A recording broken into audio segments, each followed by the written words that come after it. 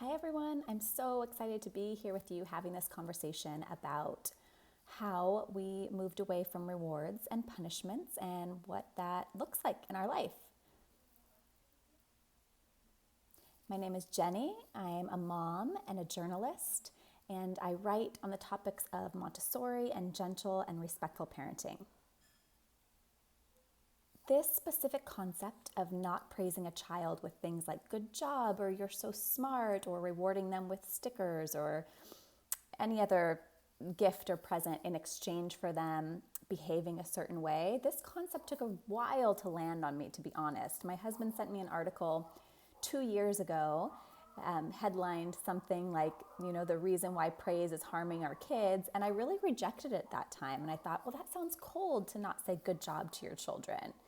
And then I became a mom and I got to see firsthand that by me clapping for my child and saying, good job, honey, when she did the smallest things like rolling over or opening and closing the door on her sensory board, that it was actually distracting her from just being in the moment and exploring her body and exploring her own capabilities. She would stop and she would look to me. She would look for that praise. She would expect it. And so that was the moment after about 6 months of doing that. That was the moment that I realized that I really wanted to break her free from that expectation of needing a reward to perform, to do a certain task, to work, to play joyfully, etc. This was also the time that I started taking courses and researching very deeply into Montessori. And wow, it's been such a life-changing philosophy to learn about. And we implement a lot of Montessori philosophies into our home as well. In Montessori schools, there are no grades given to children. There are no rewards or punishments used. And these children this has been a philosophy that's been taught for many, many, many decades, almost 100 years. And these children are, in general, just very, very happy and excited learners. And I noticed that, and I wanted to make sure that I was leading my daughter on that path as well.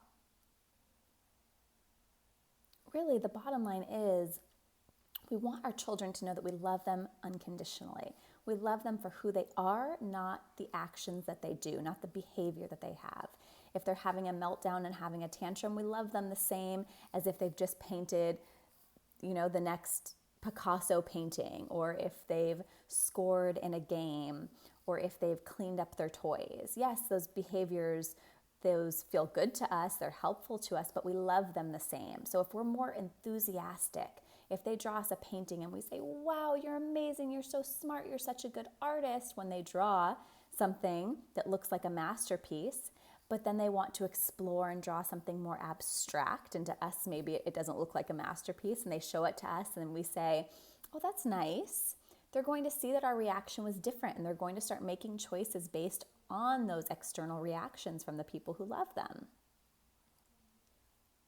So here's what I do now in place of praise and rewards. The first thing is I do nothing.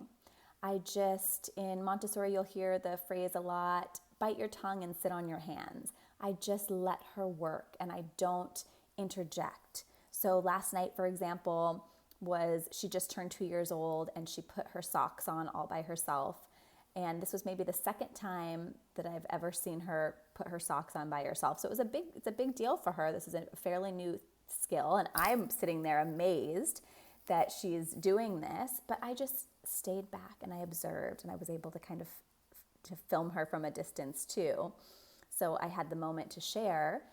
But instead of me saying, wow, you put on your socks, oh my gosh, good job, she didn't need anything from me in that moment. She wasn't looking at me to say anything to her. When she was done, she just carried on with the next thing she wanted to do. So the first thing I do is just say nothing.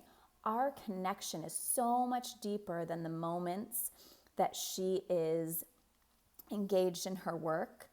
It's so much deeper than her needing praise from me. Every day I tell her I love her. I tell her I love spending time with you. I tell her I use gratitude a lot. So she hears in the neutral moments of our life, the moments where we're not performing, we're not doing anything, she hears me giving positive affirmations to her, making eye contact with her, playing on the floor with her, giving her that connection. So then in the moments where she is working hard on something, I can just sit back and observe and do nothing. Now, if she looks up at me in those moments where she is engaged in her work, I'll just offer a warm smile at first. It's just an acknowledgement, eye contact and a warm smile, as if to say, I see you working and I'm happy to see that you're happy. So I offer that up to her. I will also enthusiastically repeat what I see her doing. So if I can tell that she wants me to comment on what she's doing, I'll use the sock example again. Let's say she just got on her socks and she looked at me with excitement. I would say, you got your socks on. I would just repeat the action that she did. So I'm celebrating it with her. I'm meeting her on her level of excitement. So she sees I'm excited to see her excited. But I'm not saying, you're so smart for getting your socks on, or good job for getting your socks on. I'm just simply stating the action that she did. I also love using gratitude. So if she's helping me clean, I will say, thank you for helping me unload the dishes, or thank you for picking up that piece of trash. And that's a simple way for them to know that you see them, you're acknowledging the work that they're doing, but again, without giving them that overpraise that makes them feel like their worthiness is dependent on it. And when it comes to her working on something that she's maybe struggling with or getting a little bit frustrated with, for example, when we go into the car seat, she really likes to click herself in. And sometimes it takes her a little while to line up the seat belts and to get them to click. And so what I will say to her in that moment, because I'll see she's getting a little frustrated, is I'll just say, take your time, honey. You can take your time. And that's just giving her permission to slow down, and it's giving her permission to continue to keep trying and working on something. And if she decides she wants to give up and she wants me to do it, or she's just, she's over it at that point, I'll just say, I see you were working hard on that. I'll acknowledge the hard work that she put into it. So even though she didn't succeed at doing something, I'm still giving her that same warmth, that same love, that same space. And my excitement is the same as if she would have succeeded, so that she knows that trying is important, failing is important. Those are all qualities we want our children to have. And then the flip side of this, rewards are often used because we want to get a desired behavior that we're not seeing. So in that case, what I would do is, instead of masking what the root cause of them not behaving a certain way is with a reward, I step into the observer role and I try to deeply understand, what is it that could possibly be making my daughter not want to clean up at this time? And then I talk to her about it. I give her more information. This was something really game-changing. It's talked about a lot in Respectful Parenting, is that we need to give children more information starting from birth. Even if they can't respond to us verbally yet, we can give them that information. So usually when a child is struggling, if you have to get to the grocery store and that's always a time where they have a tantrum or they don't want to go, we have to really put ourselves in their shoes. Their play is as important as their work. So if they're in the middle of playing and we're suddenly like, come on, we have to go, then that's a jarring experience for them. So we need to step back and say, okay, I see I need to tell them 5 or 10 minutes in advance. I need to let them know in 10 minutes from now, we're going to be going to the store, okay? In 5 minutes, we're going to be going to the store. We'll have to leave your toys here. When we come back, we can play with them.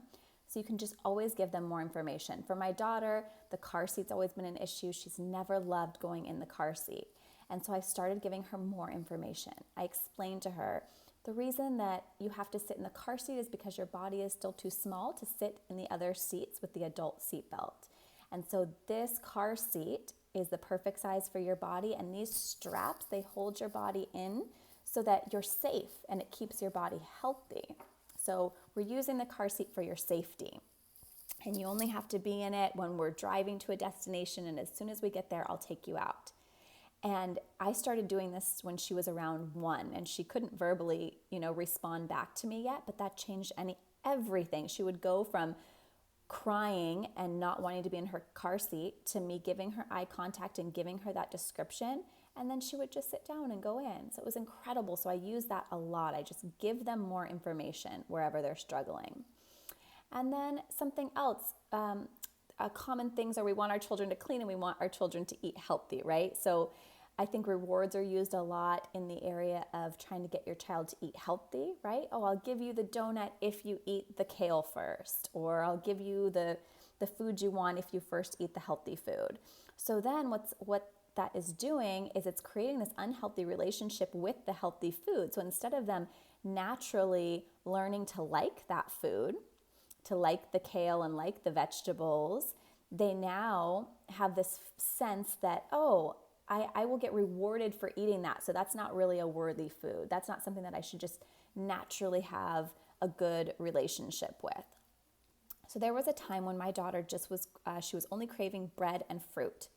And at that time, I could have, she was about maybe 16 months, 17 months. I could have started, playing some reward games with her. I could have said, oh, I'll put a video on my phone. I'll let you watch videos of yourself if you eat this bite of spinach. I could have, dangled a donut afterwards and given her a little taste of sugar. We don't do sugar in our house, but I could have used that, right? And said, oh, you can have this. And then she would have, at a very young age, had that concept of, okay, I can do things I don't like because I get a reward. But instead, I wanted to find the root cause of it. So I researched and I found the work of Dr. Natasha McBride, which was life-changing for me, and found that picky eating is usually an issue with an imbalanced gut. So we healed her gut.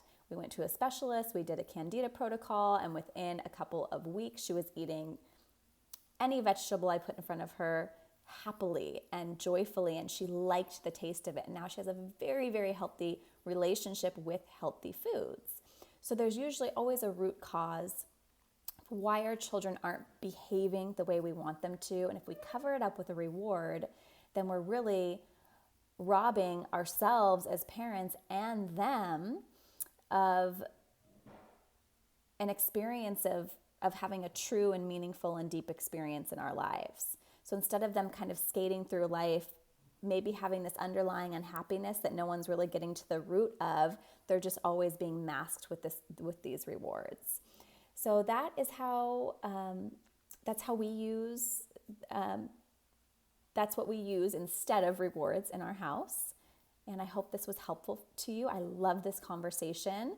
On my Instagram, Gentle Respectful Parenting, I have a highlight there called Spaces, and you can see the Montessori spaces I have set up in my house. You can see how I've started modeling and including my daughter, even at a very young age, through baby and toddlerhood, in cleaning with me. And please, continue this conversation. Go ahead and message me, and I'd love to hear your thoughts and hear what's working in your home.